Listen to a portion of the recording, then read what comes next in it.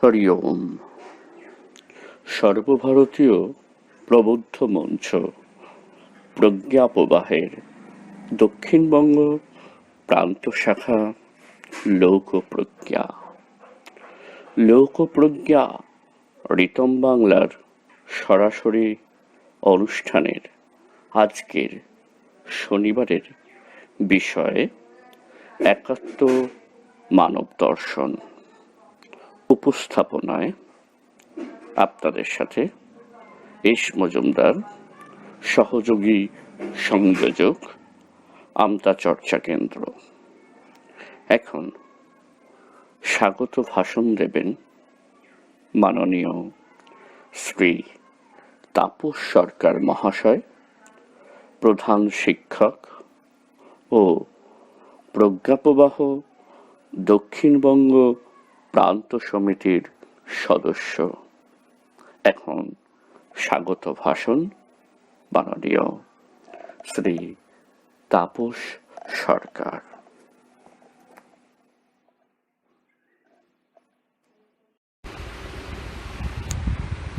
নমস্কার।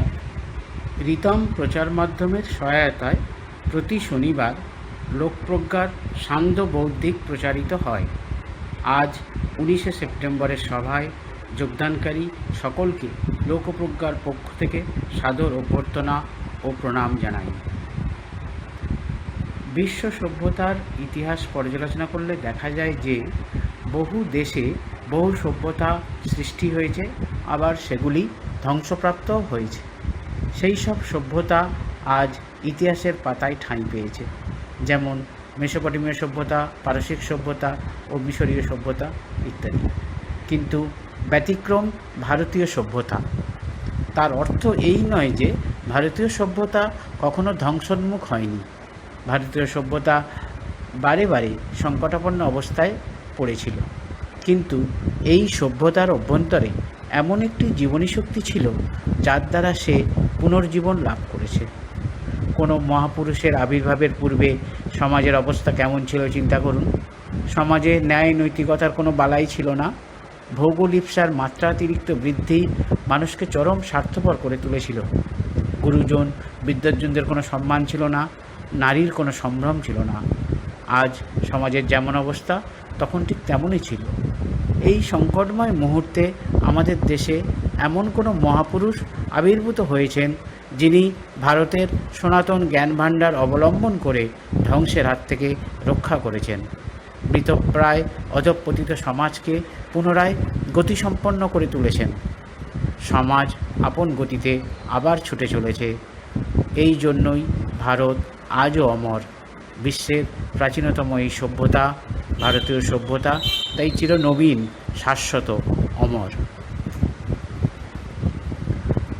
আমাদের ভারতীয় সভ্যতার 10,000 বছরের ইতিহাসে বিদেশিরা অত্যন্ত নির্মম নিষ্ঠুর অত্যাচার চালিয়েছে এই সভ্যতাকে ধ্বংস করার জন্য। ভারতের প্রজ্ঞার প্রবাহ তাকে অমর করেছে। প্রবাহ তো সদা চলমান একটি বিষয়, কিন্তু সদা চলমান হলেও তাতে কখনো কখনো কিছু বাধা এসে জমা হয়। মহাভারতের এক কাহিনী শুনলে বুঝতে সুবিধা হবে। অসুররাজ বলি স্বর্গমর্ত পাতাল জয় করে ত্রিভুবনের রাজা হলেন। দেবতারা রাজ্য হারিয়ে বনে বনে ঘুরছেন। তাকে শক্তির সাহায্যে জয় করা যাবে না বুঝে ভগবান বিষ্ণু তাকে বুদ্ধির সাহায্যে জয় করতে চেষ্টা করলেন। ত্রিভুবন জয় করে দৈত্যরাজ বলি যজ্ঞ করেছেন। যজ্ঞের পর দান করছেন। বিষ্ণু বামন বেশে বলির কাছে উপস্থিত হলেন এবং তার কাছে ত্রিপাদ ভূমি প্রার্থনা করলেন। দৈত্যরাজ বলির গুরু শঙ্করাচার্য বুঝে গেছেন এই ছদ্মবেশী বামন আসলে কে। তিনি বলিকে নিষেধ করলেন, কিন্তু বলি রাজা সেই নিষেধ উপেক্ষা করলেন। তিনি দান করতে প্রতিজ্ঞাবদ্ধ। দানের পূর্বে মন্ত্র বলার জন্য আচমন করতে হয়। আচমনের জন্য জল প্রয়োজন। বলিরাজ ভৃঙ্গার থেকে জল ঢালতে লাগলেন। দেখছেন জল পড়ছে না। ভালো করে লক্ষ্য করে দেখেন ভৃঙ্গারের সরু মুখটিকে একটি পোকা ঢুকে জল নিঃসরণের পথ রুদ্ধ করেছে। আসলে শঙ্করাচার্য পোকা হয়ে জলের পথ আটকে দিয়েছেন, কারণ তিনি জানেন এই বামনরূপী বিষ্ণু তার শিষ্যের সর্বস্ব হরণ করে নেবেন। বলিরাজ একটি সরু কাঠির সাহায্যে পোকাটিকে আঘাত করলে তার একটি চোখ কানা হয়ে যায়। তখন পোকাটি যন্ত্রণায় ছটফট করতে থাকলে ভৃঙ্গার থেকে একটু একটু করে জল পড়তে থাকে। সেই জল আচমন করে বলিরাজা ব্রাহ্মণকে 3 ত্রিপাদ ভূমি দান করলেন। এই আচমনের জল প্রবাহ হলো প্রজ্ঞার প্রবাহ। এই প্রবাহকে রুদ্ধ করছে কে? শুক্রাচার্য। এই কাহিনীর তাৎপর্য এই যে ভারতবর্ষের সনাতন জ্ঞান প্রবাহ শুক্রাচার্যের মতো কোনো আসরিক শক্তি রুদ্ধ করে দিয়েছে। বর্তমানকালের বুদ্ধিজীবীদের দেখলে, যুব সম্প্রদায়কে দেখলে এই সত্য বোঝা যায়। বর্তমানকালের সমস্যা এটাই। নচেৎ স্বামী বিবেকানন্দ, যিনি ভারতের সনাতন জ্ঞান পরম্পরাকে আধুনিক বৈজ্ঞানিক দৃষ্টিভঙ্গিতে ব্যাখ্যা করে সর্বসাধারণের সমক্ষে উপস্থাপিত করার পরেও আমাদের বুদ্ধিজীবীরা তা গ্রহণ করছেন না। এখন আমাদের প্রয়োজন এই শুক্রাচার্যকে অপসারণ করা। যদি আমরা শুক্রাচার্যকে সরিয়ে দিতে পারি, তবেই আমাদের সনাতন জ্ঞান প্রবাহ পুনরায় প্রবাহিত হবে। স্বামী বিবেকানন্দ, ঋষি অরবিন্দ প্রভৃতি মহাপুরুষরা আবির্ভূত হয়ে ভারতের জ্ঞান প্রবাহকে পুনরায় প্রবাহিত করার চেষ্টা করেছিলেন। ভারতের আরও একজন মনীষী, কবিগুরু রবীন্দ্রনাথ ঠাকুর এই সমস্যা উপলব্ধি করেছিলেন। কলকাতার এক সভায় ভাষণে বলেছিলেন, এই বিদেশি আক্রমণ শুধু উপনিবেশ স্থাপনের জন্য নয়, লুট করার জন্য নয়, এটি সর্বাত্মক আক্রমণ। আমাদের চিন্তাভাবনা, বিচার বিবেচনা, শিক্ষা, সংস্কৃতি সব কিছুকেই ধ্বংস করে দেবে বিদেশিদের এই আক্রমণ।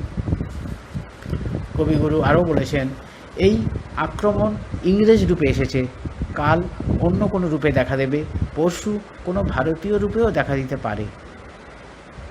কিভাবে আমরা এর থেকে পরিত্রাণ পাব? রবীন্দ্রনাথ এই পরিত্রাণের উপায় বলে দিয়েছেন। তা হলো নিজের আত্মার দিকে ফিরে আসা। আমরা যত নিজের আত্মাকে জানব, ততই এই বিদেশি মায়া মোহ থেকে পরিত্রাণ পাব। তাই আমরা প্রাচীন জ্ঞান বিজ্ঞান পরম্পরাকে জাতীয় জীবনে পুনঃপ্রতিষ্ঠিত করতে চাই। অখিল ভারতীয় প্রবুদ্ধ মঞ্চ প্রজ্ঞা প্রবাহ এই কাজে ব্রতী। প্রজ্ঞা প্রবাহের দক্ষিণবঙ্গের শাখা হলো লোকপ্রজ্ঞা। যে কোনো ভারতপ্রেমী মানুষ এই সংগঠনের সদস্য হতে পারেন। সদস্যদের 5টি কাজ করতে হবে। 1. ব্যক্তিগত প্রচেষ্টায় প্রজ্ঞাবান হতে হবে। 2. মাঝে মাঝে আলোচনা সভায় আয়োজন করতে হবে। 3. জাতীয় আলোচনা সভা জ্ঞান সঙ্গমে যোগদান করতে হবে। 4. জাতীয় সম্মেলন লোকমন্থনে যোগদান করতে হবে। 5. নির্দিষ্ট স্থানে সাপ্তাহিক বা পাক্ষিক 2 ঘন্টার পূর্ব নির্দিষ্ট বিষয়ভিত্তিক চর্চাকেন্দ্র পরিচালনা করতে হবে। এই চর্চাকেন্দ্র পরিচালনা করতে কয়েকটি শর্ত পালন করতে হবে। সময়ানুবর্তিতা, বিষয়ভিত্তিক অনুশাসনবদ্ধ প্রমাণসিদ্ধ আলোচনা, নেতিবাচক যে কোনো আলোচনা বর্জন, রাজনৈতিক আলোচনা সম্পূর্ণরূপে বর্জন। এইভাবে লোকপ্রজ্ঞার সদস্যরা কাজ করে চলেছেন। আজকে লোকপ্রজ্ঞার ওয়েবিনারে বক্তব্য রাখবেন পূর্বক্ষেত্র সংযোজক মাননীয় শ্রী অরবিন্দ দাস মহাশয়। তার বক্তব্যের বিষয় একাত্ম মানব দর্শন। নমস্কার।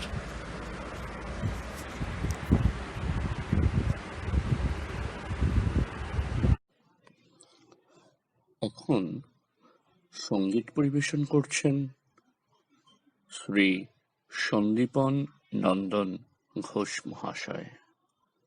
শ্রী ঘোষ ব্যক্তিগত জীবনে চিকিৎসক। এখন সঙ্গীত পরিবেশনায় সন্দীপন নন্দন ঘোষ। আজি গাও মহাগীত,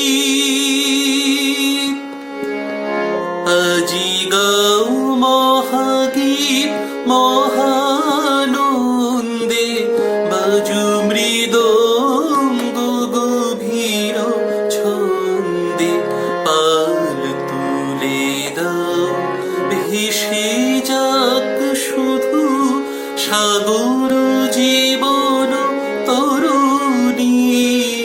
আজি গাও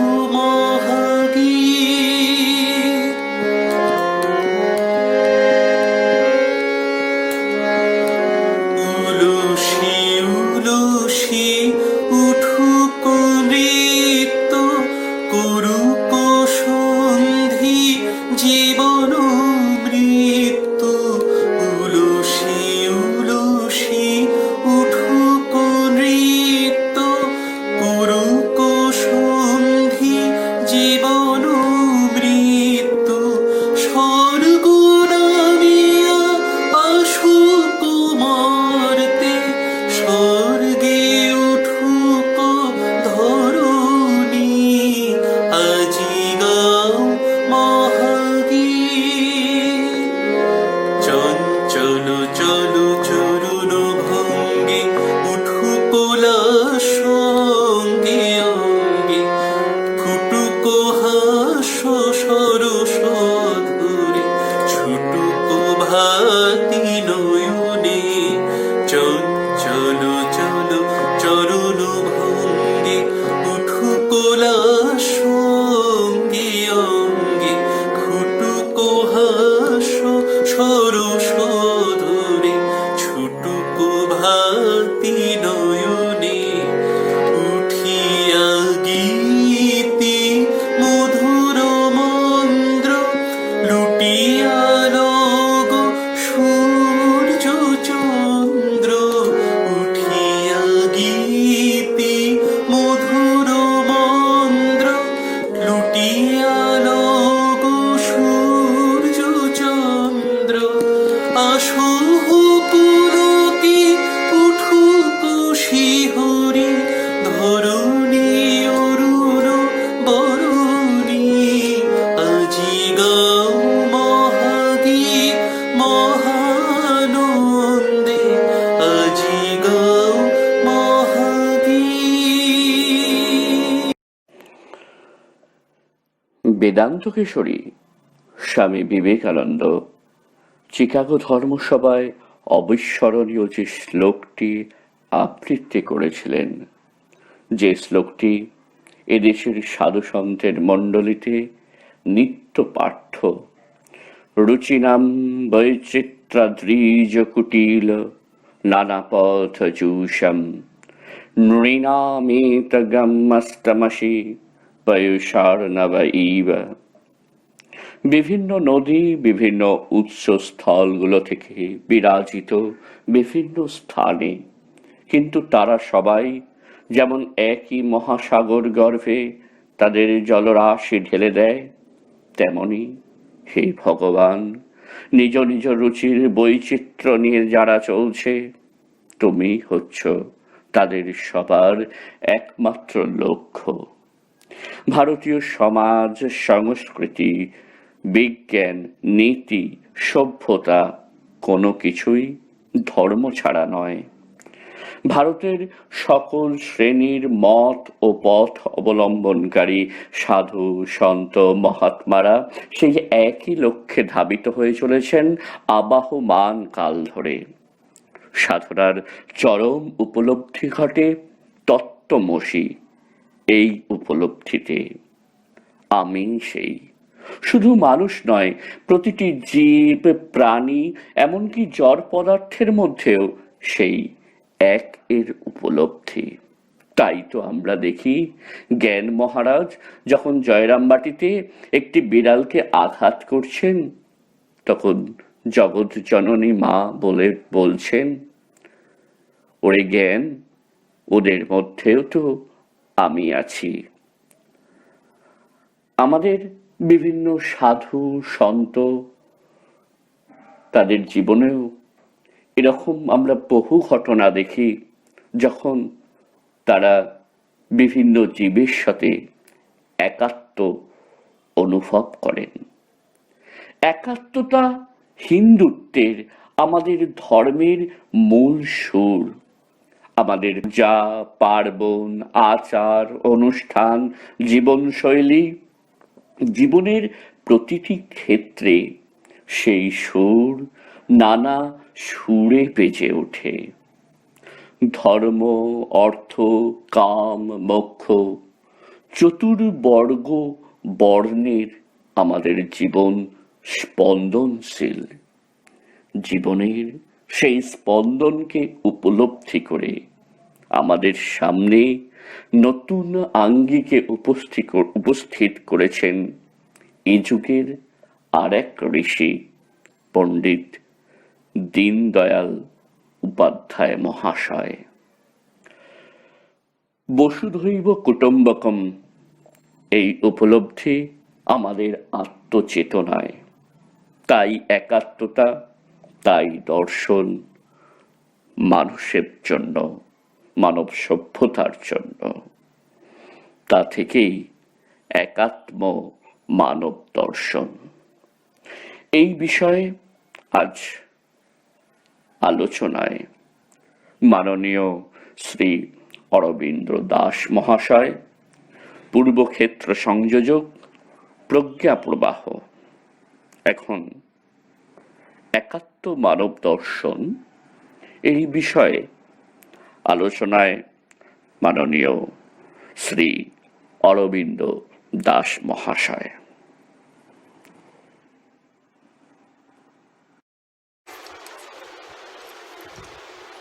সকলকে সশ্রদ্ধ নমস্কার। আজকের বৌদ্ধিকের বিষয় একাত্ম মানব দর্শন।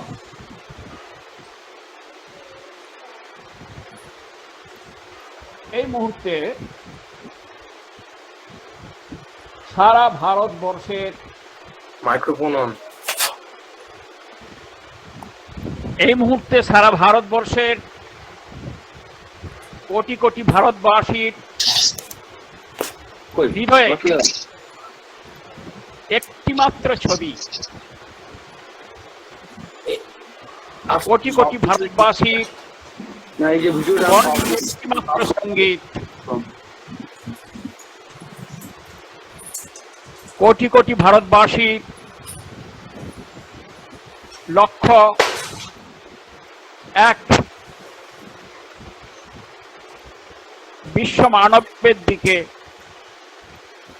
যাকে আমরা ঈশ্বরের প্রতিমূর্তি বলি, এক একাত্ম মহামানবের দিকে, যাকে যুগ যুগ ধরে ভারতবর্ষ তার চলার পথে পথদ্রষ্টা হিসাবে স্বীকার করে আসছে, স্বীকার করে থাকবে। তিনি শ্রীরামচন্দ্র। ভগবান শ্রীরামচন্দ্র এবং ভগবান শ্রীকৃষ্ণ ভারতবর্ষের হৃদস্পন্দন, সিস্টোল ডায়াস্টোল। একাত্ম মানব দর্শনের কথা বলতে গিয়ে যদি এই দর্শনের জীবন্ত প্রতিমূর্তি কে হতে পারেন, যার ক্ষেত্রে 100% এই সমস্ত কথাগুলি প্রযোজ্য, তাহলে নিশ্চিতভাবে সমগ্র ভারতবাসী তথা বিশ্ববাসী যারা এই দর্শন বোঝেন, তারা এক বাক্যে স্বীকার করে নেবেন তিনি রামায়ণের কেন্দ্রীয় পুরুষ ভগবান শ্রীরামচন্দ্র এবং মহাভারতের কেন্দ্রীয় পুরুষ ভগবান শ্রীকৃষ্ণ। শ্রীরামচন্দ্র ভৌগোলিক দিক থেকে ভারতবর্ষকে উত্তর থেকে দক্ষিণে একাত্ম করেছেন। ভগবান শ্রীকৃষ্ণ ভারতবর্ষকে পূর্ব থেকে পশ্চিমে একাত্ম করেছেন। আর এই রাম এবং কৃষ্ণ তথা রামকৃষ্ণ সারা বিশ্বকে, সারা পৃথিবীকে যুগ যুগান্তর থেকে একাত্ম দর্শনের উদাহরণ, আদর্শ কি হবে তা রেখে চলেছেন। আমরা 108 কথাটির সঙ্গে খুব পরিচিত আছি। শ্রীকৃষ্ণের 108টি নাম রয়েছে, আর শ্রীরামচন্দ্রের গুণাবলীর মধ্যে ব্রহ্ম পরাৎপর রাম এইটা দিয়ে শুরু হয়েছে, সেখানেও 108টি বিশেষণ। এর মধ্যেই যেন একাত্ম মানব দর্শনের মধ্যে যত বৈশিষ্ট্যের কথা, গুণের কথা, নীতির কথা, দর্শনের কথা বলা হয়েছে, এর জন্য পরিপূর্ণ প্রয়োগ ঘটেছে। সেই বিষয়ে আমরা কিছুক্ষণ আলোচনা করব। বিষয়টির নাম একাত্ম মানব দর্শন। কিন্তু অনেকেই বলেন, আমরা তো বিভিন্ন ক্ষেত্রে আলোচনা করতে শুনি এটি হচ্ছে একাত্ম মানববাদ, তাহলে দুটো কি আলাদা না দুটো এক? আমি খুব তাড়াতাড়ি ধারণার স্পষ্টতার জন্য দুটো বই আপনাদের সামনে দেখাচ্ছি।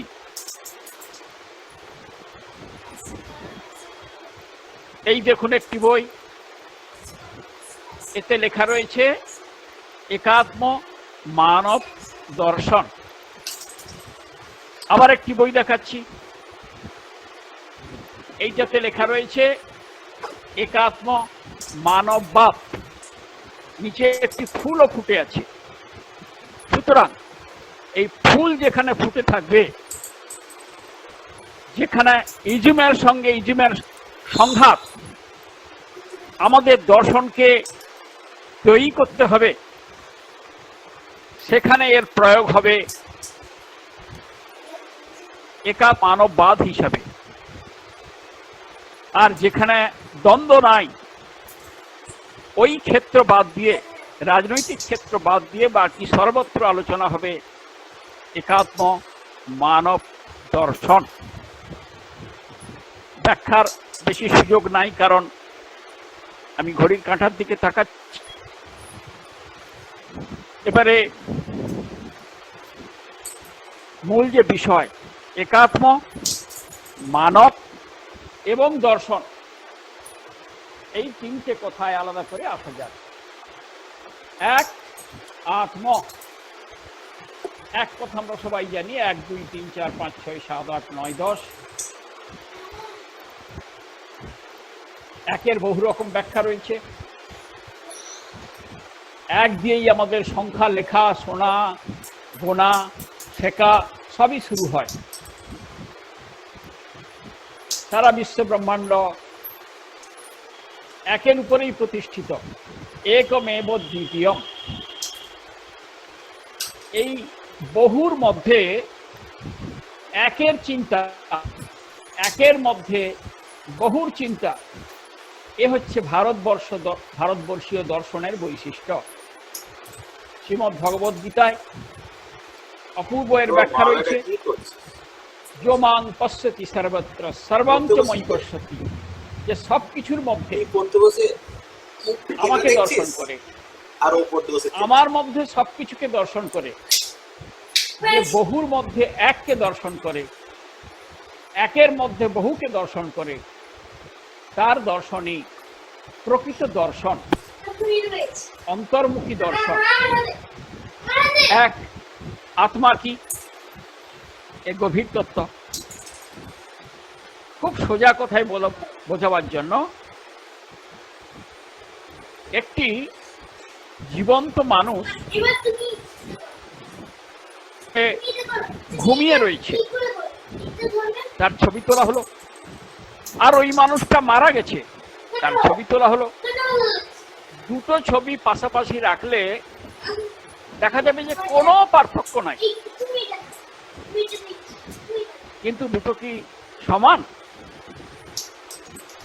বাইরের দিক থেকে দেখতে সমান, একটা জীবন্ত একটা মৃত। অর্থাৎ এই যে পার্থক্য, একটিতে আত্মা রয়েছে আর একটিতে নাই, এটি সোজা কথায় এই আত্মা। এর সহজ সরল উদাহরণ ঠাকুর বলেছেন, মানব পৃথিবীর ঈশ্বর সৃষ্ট শ্রেষ্ঠতম জীব। আমরা খুবই শুনে থাকি 84 লক্ষ যোনি ভ্রমণের পরে মানব দেহ অতি দুর্লভ। আমরা সেই দেহ পেয়েছি, সুতরাং এর সার্থক উপযোগ করতেই হবে। যারা মাননীয় সুরেশ সোনিজির বই পড়েছেন, সেই 84 লক্ষের বর্ণনা রয়েছে, তিনি নিয়েছেন আমাদের প্রাচীন শাস্ত্র থেকে।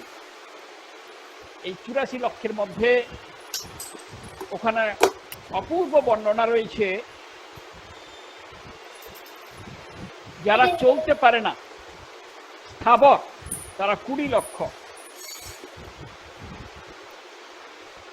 10 লক্ষ হচ্ছে জলজ, 10 লক্ষ হচ্ছে উভচর, আর 14 হচ্ছে স্থলচর। এই 84 লক্ষের হিসেব সুরেশজি বিভিন্ন শাস্ত্র থেকে নিয়ে সেখানে উনি দেখিয়েছেন।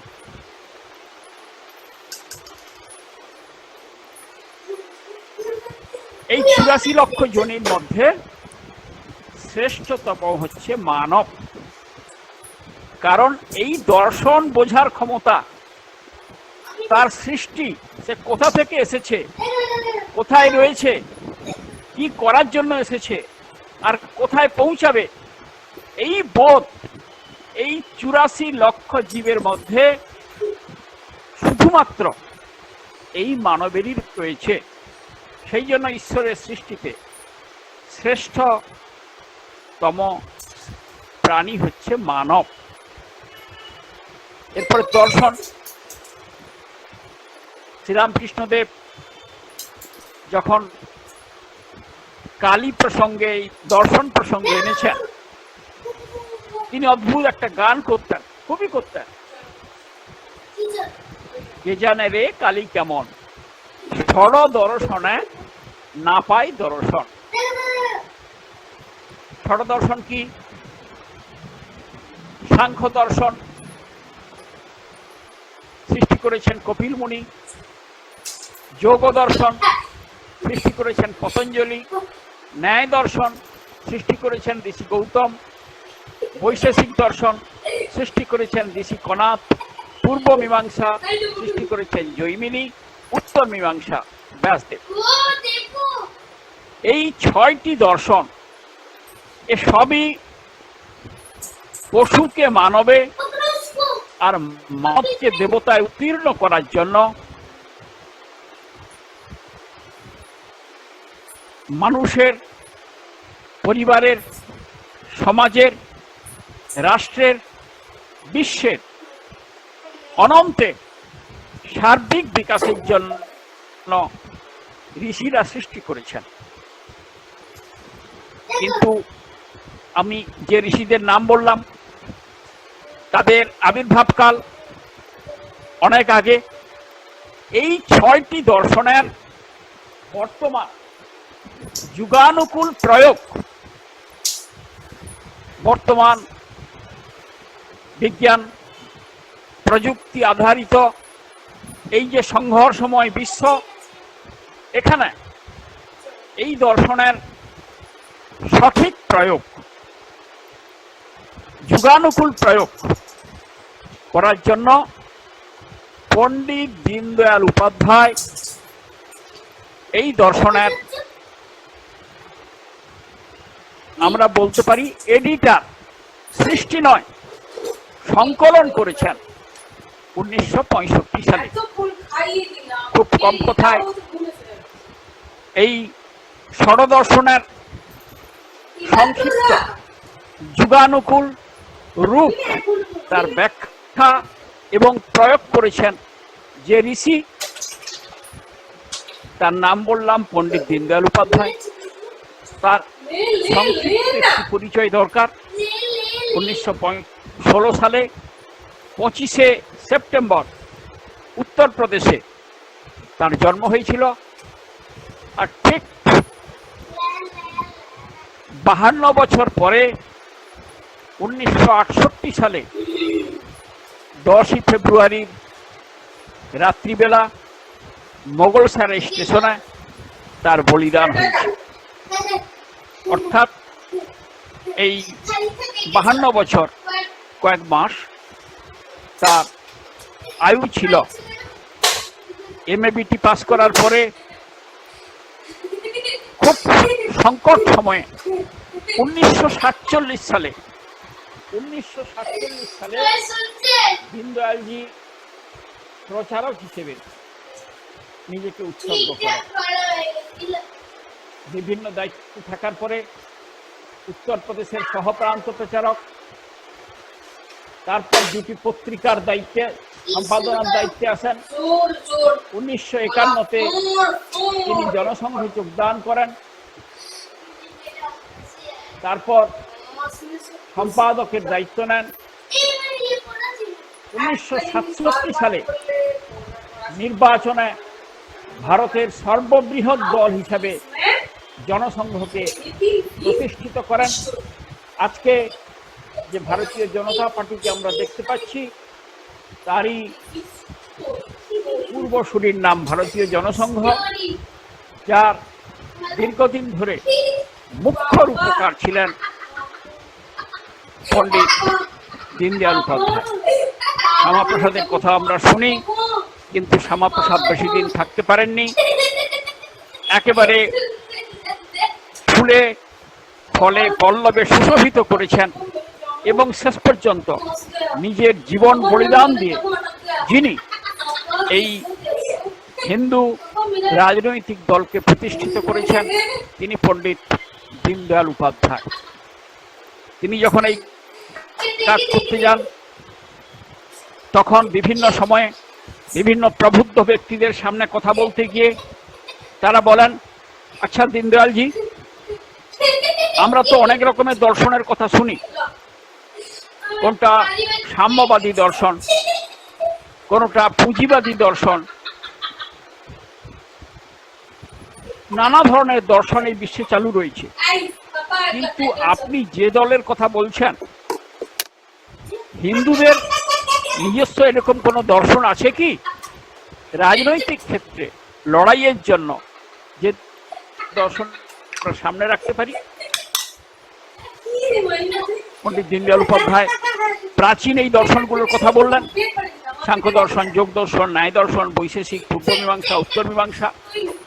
কিন্তু এগুলো তো অনেক কাল আগে, বর্তমান যুগোপযোগী প্রয়োগ এবং একসঙ্গে গুছিয়ে এক জায়গায় লেখা আছে।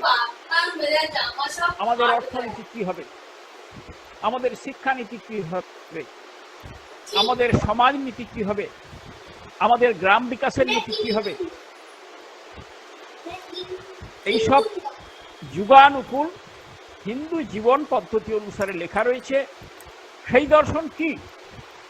দীনদয়ালজি দেখলেন, ঠিক তো, কি করা যায়? এবার উনি গুরুজির কাছে এসে বললেন, গুরুজি, আপনি তো আমাকে ওই জায়গায় পাঠিয়েছেন, এইরকম প্রশ্ন আসছে, কি করব? গুরুজি বললেন, ঠিক আছে, যোগ্য ব্যক্তিকেই তো প্রশ্নটা করেছে, সুতরাং যাকে তারা প্রশ্ন করেছে তাদের উত্তরের যাবতীয় ব্যবস্থা করা তারই কর্তব্য। তুমি লিখতে শুরু করো এগুলোকে নিয়ে। শ্রী গুরুজির পরামর্শ এবং আশীর্বাদ নিয়ে পণ্ডিত দীনদয়াল উপাধ্যায় তার যে প্রচণ্ড ব্যস্ত জীবন পদ্ধতি ছিল, তিনি ট্রেনে ভ্রমণ করছেন, সবচাইতে কম দামের টিকিট ব্যবহার করছেন, জানলার পাশে বসছেন, চলছেন আর লিখছেন। ট্রেনই হয়ে গেল তার এইরকম দর্শন সৃষ্টির যেন তপবন। সেই ট্রেনেই তার জীবন অবসান ঘটল। লিখতে লিখতে 1965 সালের তিনি সেই লেখা সম্পূর্ণ করলেন, শ্রী গুরুজিকে দেখালেন। মুম্বাইতে অখিল ভারতীয় একটি সভায় 22 এপ্রিল, 23 এপ্রিল, 24 এপ্রিল এবং 25 এপ্রিল 4টি ভাগে এই একাত্ম মানব দর্শন তিনি সবার সামনে রাখলেন। 22 এপ্রিল তার বিষয় ছিল রাষ্ট্রের অবধারণা। অর্থাৎ আমরা যে দেশ বলি, রাষ্ট্র বলি, রাজ্য বলি, প্রদেশ বলি, এগুলো কি সব এক না আলাদা? দেশের সঙ্গে রাষ্ট্রের কি কোনো পার্থক্য আছে? রবীন্দ্রনাথ, আমি দুটো ছোট্ট উদাহরণ দিচ্ছি। রবীন্দ্রনাথ বলেছেন, ও আমার দেশের মাটি, তোমার পরে ঠাকাই মাথা। সংঘের প্রার্থনায় আমরা বলি হিন্দু রাষ্ট্রাঙ্গ ভূতা। প্রার্থনার শেষে আবার রাষ্ট্রের কথা রয়েছে। বঙ্কিমচন্দ্র এই দেশকে কিভাবে রাষ্ট্রে উন্নীত করা হচ্ছে চিন্তার জগতে তার অপূর্ব বর্ণনা করেছেন। সংহি দুর্গা দশপ্রহরণ ধারিণী কমলা কমলদল বিহারিণী বাণী বিদ্যাদায়িনী নমামি ত্বাম। নমামি কমলাং অমলাং অতুলাং সুজলাং সুফলাং মাতরম বন্দে মাতরম। এই যে এটি হচ্ছে রাষ্ট্রের চিন্তা। এরই বিস্তৃত ব্যাখ্যা রয়েছে উনার প্রথম দিনের ভাষণে। আমাদের রাষ্ট্র অবধারণা, পণ্ডিত দীনদয়াল উপাধ্যায় বিচার দর্শন, 8টি খণ্ডে আমরা বের করেছি বাংলা ভাষায়।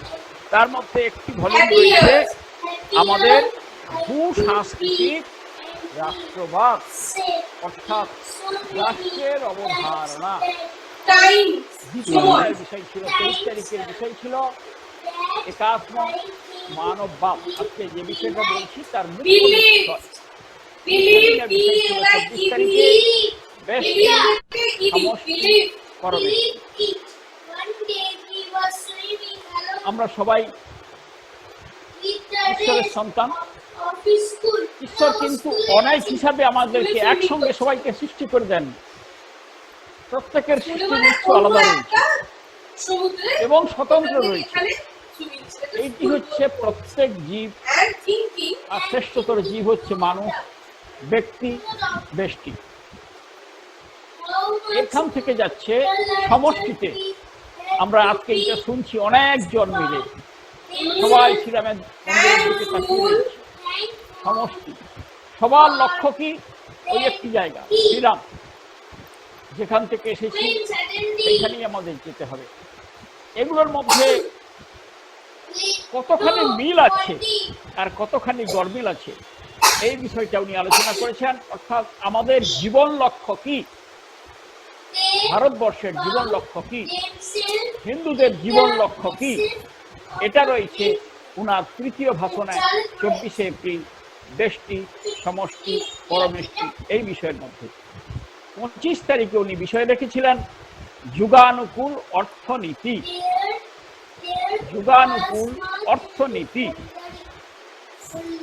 অর্থ ছাড়া কিছুই চলবে না। আবার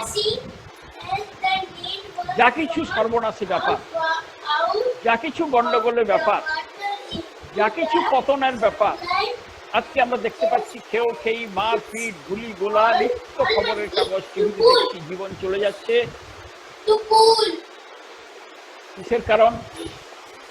জগতে যা যা কিছু দুর্ঘটনা ঘটছে, ঠাকুর বলেছেন একটা কামিনী একটা কাঞ্চন। এই অর্থ না হলে জীবন চলবে না, কিন্তু অর্থ যদি সৎ ব্যবহার না হয় তাহলে ওইটাই ধ্বংসের কারণ, ওইটাই হয়ে যাবে অনর্থ। অর্থের সঙ্গে যদি ধর্মের যোগ হয়, অর্থ যদি ধর্ম পথে পরিচালিত হয়, তখন অর্থ হয়ে যাবে পরমার্থ। অর্থ না হলে জীবন চলবে না, মাঝখানে আমরা রয়েছি। অর্থ আমাদের বিপদগামী করতে পারে, নিচের দিকে নামলে অর্থ হয়ে যায় অনর্থ, উপরের দিকে উঠলে অর্থ হয়ে যায় পরমার্থ। এই বিষয়ের বর্ণনা রয়েছে অপূর্বভাবে দীনদয়ালজির চতুর্থ ভাষণ 25শে এপ্রিল, যুগানুকূল অর্থনীতি, ওর মধ্যে রয়েছে। এবারে আমি, আপনার সময় বেশি নাই, এই সময়ের মধ্যে আমি যে সঙ্গীত এখানে পরিবেশিত হলো, আমি তার উপর ভিত্তি করে সংক্ষেপে একাত্ম মানব দর্শন একটুখানি ব্যাখ্যায় গিয়ে রাখার চেষ্টা করছি, কারণ এই বিষয়টি অনেকটা জটিল রয়েছে। সংঘের প্রাথমিক শিক্ষণবর্গ যারা থাকেন সেখানে বিষয় আলোচনা হয় না, প্রথম বর্ষে যারা থাকেন সেখানেও বিষয় আলোচনা হয় না, দ্বিতীয় বর্ষে যারা যান একটি মাত্র বৌদ্ধিক থাকে, তৃতীয় বর্ষে যারা যান সেখানে 4খানা বৌদ্ধিক থাকে এই বিষয়ের উপরে।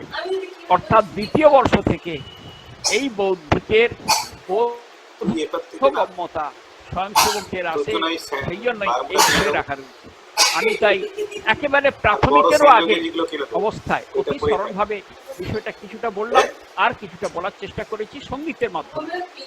একাত্ম মানব দর্শন ভারতের অখণ্ড মণ্ডলাকারা, অখণ্ড মণ্ডলাকারা, এই দেখুন এইটি হচ্ছে অখণ্ড মণ্ডলাকারা।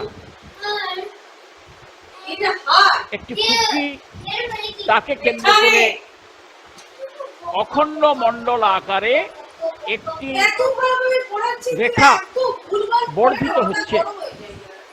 একেবারে কেন্দ্রে রয়েছে ব্যক্তি, তারপরে যে গোল দাগটি তার সেটা হচ্ছে পরিবার, তার বাইরে হচ্ছে সমাজ, তার বাইরে হচ্ছে রাষ্ট্র, তার বাইরে হচ্ছে অনন্ত। এটি আমাদের গুরু প্রণাম মন্ত্রের মধ্যে সুন্দর ব্যাখ্যা রয়েছে। অখণ্ড মণ্ডলাকারং ব্যাপ্তং যেন চরাচরম, এটি হচ্ছে অখণ্ড মণ্ডলাকার। এই তো উপাধ্যায় দীন দয়াল কৃত শাশ্বত বিচারধারা। শাশ্বত হচ্ছে সনাতন। সনাতন মানে কি?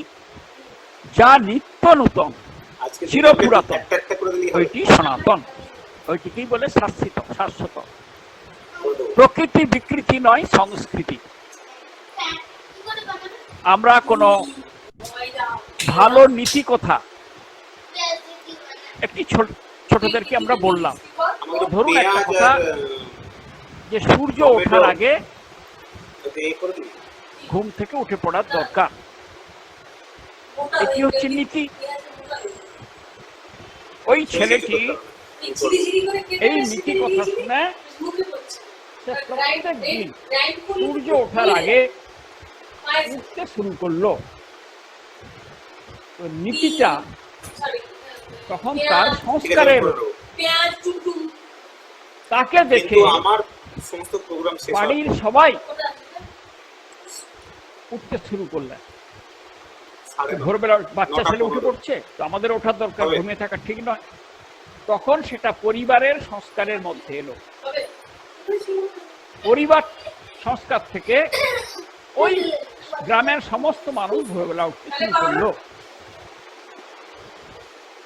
এইভাবে ওই সমাজের মধ্যে এই সংস্কারটা ব্যাপকভাবে ব্যষ্টি থেকে সমষ্টিতে এলো। তখন এটি হয়ে গেল সংস্কৃতি।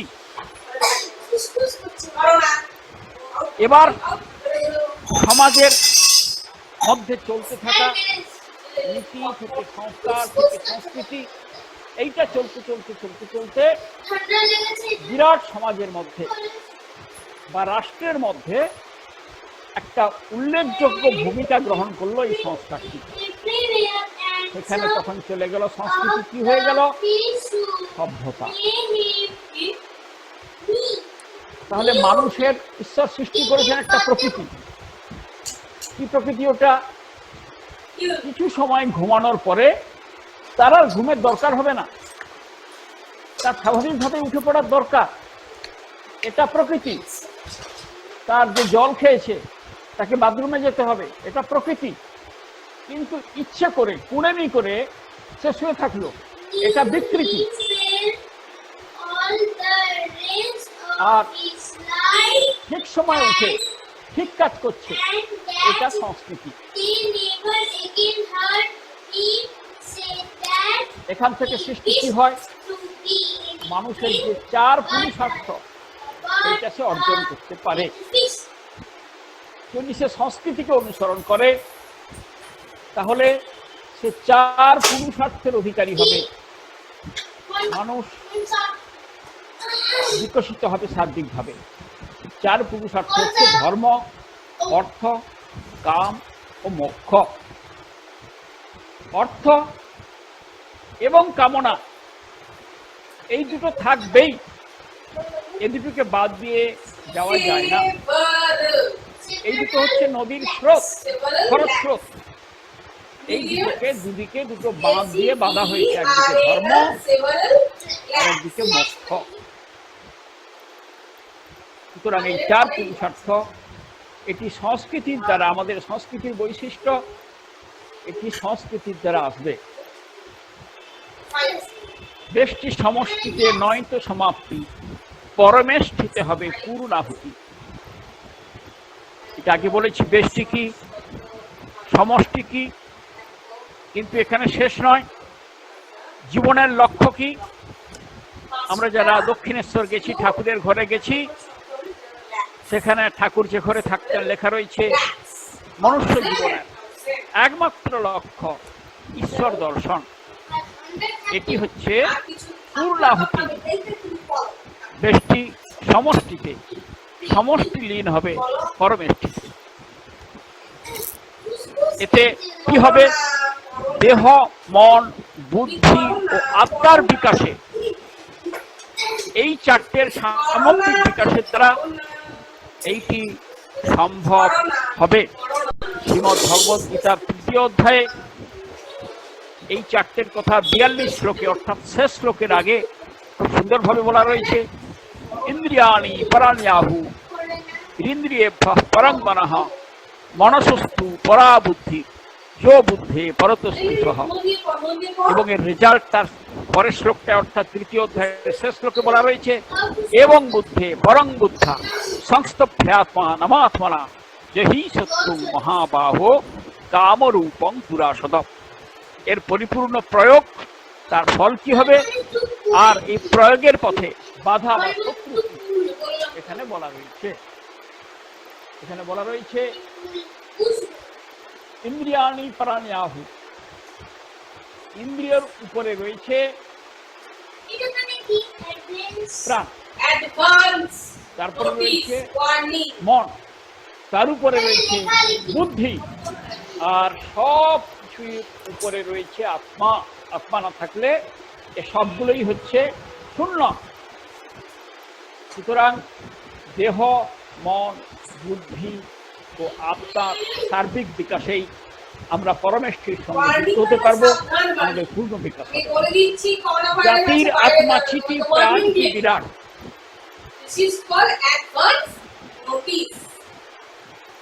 শ্রীরামকৃষ্ণ 1886 সালের 1 জানুয়ারি কাশীপুর উদ্যানবাটিতে দাঁড়িয়ে বললেন, তোমাদের চৈতন্য হাজার বছর ধরে ঘুমোচ্ছে স্লিপিং লেভিয়েথান, অচেতন অবস্থায় রয়েছে, জড় হয়ে গেছে, আত্মা নাই, সেই জন্যই তো পরাধীনতা। তিনি বললেন তোমাদের চৈতন্য হোক, চেতনা এলো, চিতি, এটি হচ্ছে জাতির আত্মা, এটাকেই বলে চিতি। ভারত জাগতে শুরু করলো। তিনি জাগাবার জন্য এক সিংহকে দিয়ে দিলেন, সে হুঙ্কার করতে শুরু করলো, জাগো জাগো, ওঠো জাগো, ওঠো জাগো, উত্তিষ্ঠত জাগ্রত প্রাপ্য বরান নিবোধত ক্ষুরস্ব ধারা নিশিতা দূরত্বয়া। চেঁচিয়ে চেঁচিয়ে হাতে একটা লাঠি নিয়ে আমাদের এই যাত্রা শুরু করলো। সারা ভারতবর্ষ ঘুরলো ৩ বছর। ভারতকে জাগানোর পরে লাভ দিল পাশ্চাত্যে, সেখানেও ৩ বছর এই একই কথা বলতে শুরু করলো, জাগো জাগো জাগো জাগো। প্রথমটি ঠাকুর জাগিয়েছিলেন চিতি, চেতনা, আর প্রাণের প্রকাশ ঘটালেন স্বামীজি। এর ফল দেখতে পেলাম 1905 সালে। এমন মার দিল, ইংরেজরা কলকাতা থেকে দিল্লি পালালো, আর তারপরে মারের চোটে 1947 সালে তারা বাইরে চলে গেল, দেশ স্বাধীন হলো। এটা চিতির এবং প্রাণের বিকাশের ফলে। এইটা জাগ্রত হলে কি আসে হয়? জাগ্রত হলে আসে ধর্ম স্বরাজ, ব্যক্তি সমৃদ্ধিতে পরিবারে শান্তি, সুসংবদ্ধ হয় মানব সমাজ। ব্যক্তি যখন সংস্কৃতবান হবে, সংস্কৃতি সম্পন্ন হবে, তখন তার পরিবারে শান্তি আসবে। পরিবারে শান্তি এলে কি হবে? ওই এলাকায়, ওই সমাজে প্রভাব বিস্তার হবে, সবাই শান্ত হবে, সবাই সমৃদ্ধ হবে, সবাই ধর্মমুখী হবে।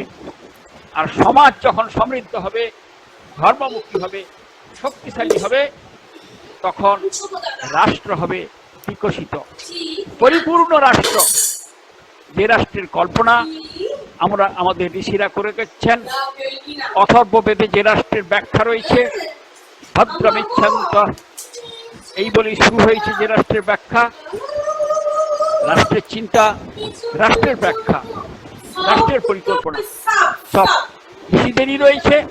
ওই রাষ্ট্র বর্তমানকালে ঋষি বঙ্কিমচন্দ্র, শ্রী অরবিন্দ, রবীন্দ্রনাথ, শ্রী গুরুজি যে রাষ্ট্রের কথা আমাদেরকে বলেছেন, পণ্ডিত দীনদয়াল উপাধ্যায় ওই আদর্শ রাষ্ট্রের প্রার্থনার শেষে, সংঘ প্রার্থনার শেষেও আমরা পরমবৈ ভবনে তুমে তৎস্বরাষ্ট্র, ওই রাষ্ট্রের কথা বলছি।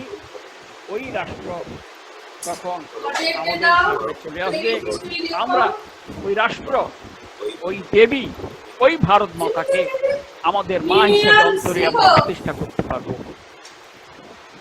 এই একাত্ম মানব দর্শন, এটি আলোচনা করলে, এটিকে নিয়ে চর্চা করলে কি হবে? পণ্ডিত দীনদয়াল উপাধ্যায় তার একাত্ম মানব দর্শন সেখানে খুব সুন্দরভাবে এর ব্যাখ্যা করেছেন। পণ্ডিত দীনদয়াল উপাধ্যায়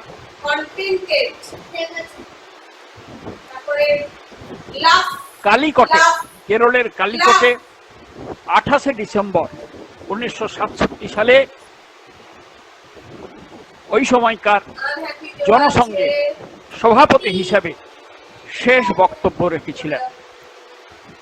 তার সমগ্র বিষয়কে আমরা 8টা খণ্ডে বাংলা ভাষায় প্রকাশিত করেছি।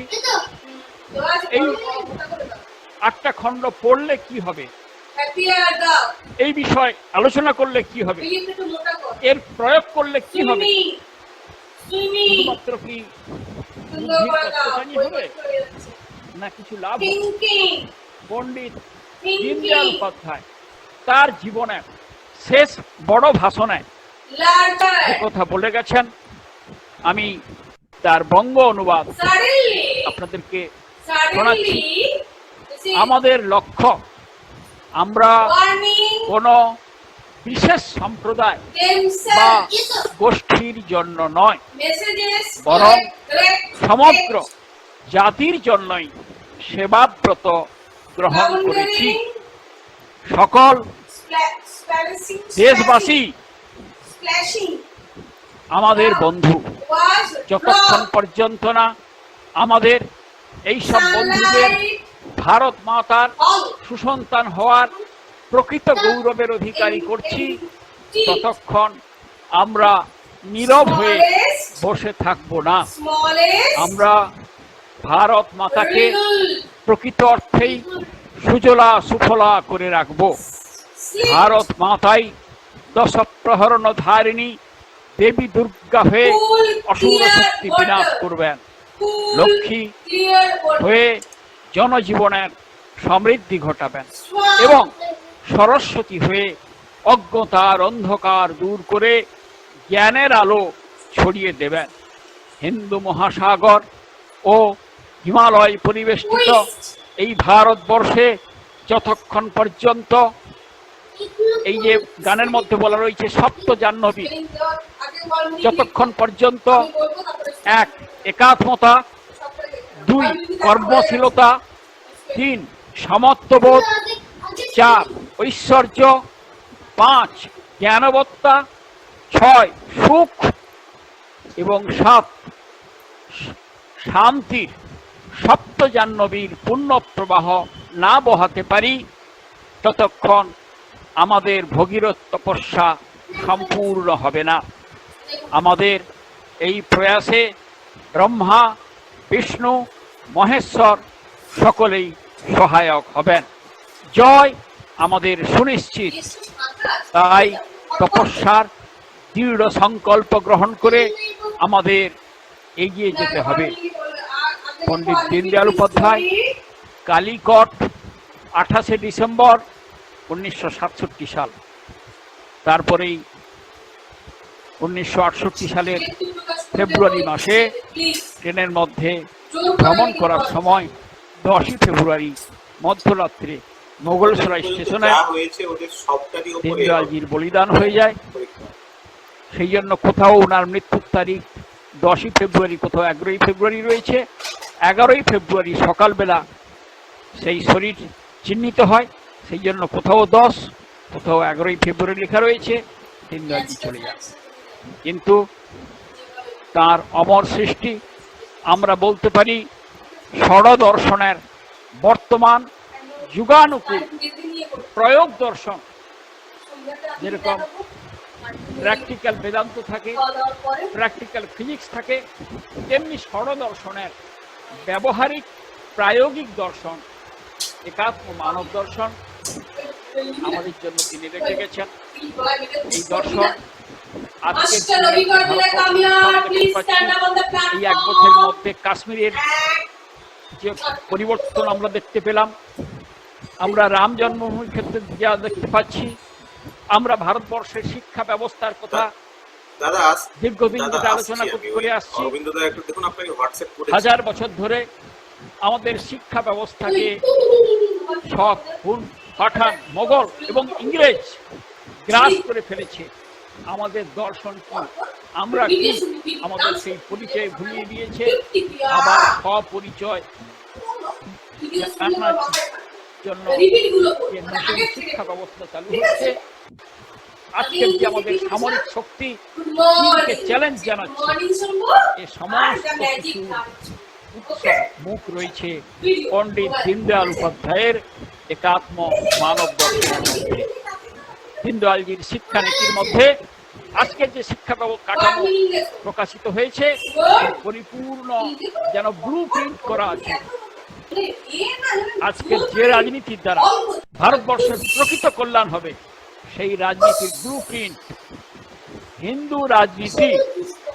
এবং ওই রাজনৈতিক দলে যারা থাকবেন, যাদেরকে আমরা সোজা কথায় নেতা বলি, কত গুরুত্বপূর্ণ তাদের ব্যক্তি জীবন কেমন হবে। পণ্ডিত দীনদয়ালজির বিচার দর্শনের একটা বড় ভলিউম রয়েছে, একটি খণ্ড রয়েছে ব্যক্তি দর্শন। ব্যক্তি দর্শন আমি সবার কাছে বারবার অনুরোধ করছি, বিশেষ করে যারা রাজনৈতিক ক্ষেত্রে রয়েছেন, তারা রাজনৈতিক দর্শন যে ভলিউমটা রয়েছে সেটাও পড়ার আগে ব্যক্তি দর্শন বইটা সবাই পড়ুন। যারা শিক্ষাক্ষেত্রে কাজ করছেন, তারা পণ্ডিত দীনদয়ালজির উপাধ্যায়ের একাত্ম মানব দর্শনের যে শিক্ষা ভলিউমটা রয়েছে সেটা অবশ্যই পড়ুন। আর যত স্বয়ংসেবক আমরা এখানে রয়েছি বা নতুন ব্যক্তি রয়েছি, আমরা সবাই ভারত মায়ের সন্তান। সুতরাং এই রাষ্ট্র সম্পর্কে, রাষ্ট্রের অবধারণা, আমাদের বহু সাংস্কৃতিক রাষ্ট্রপাত, এই ভলিউমটা তো আমাদের সকলের পড়ার দরকার। আর যাদের যাদের সময় হবে তারা 8টি খণ্ড পুরোপুরি পড়ুন। দীনদয়ালজির এই অপূর্ব দর্শন আমাদের জীবনে প্রয়োগ হোক, সমাজে প্রয়োগ হোক, রাষ্ট্রে প্রয়োগ হোক। ভারত মাতা প্রকৃত অর্থেই বৈভবশালী ভারত জননী, বিশ্বগুরু ভারত আমরা যেন আমাদের এই চোখেই আমরা দেখতে পাই, এই প্রার্থনা জানিয়ে সকলকে আমার সশ্রদ্ধ নমস্কার জানিয়ে আমার সংক্ষিপ্ত নিবেদন সমাপ্ত করছি। জয় শ্রীরাম।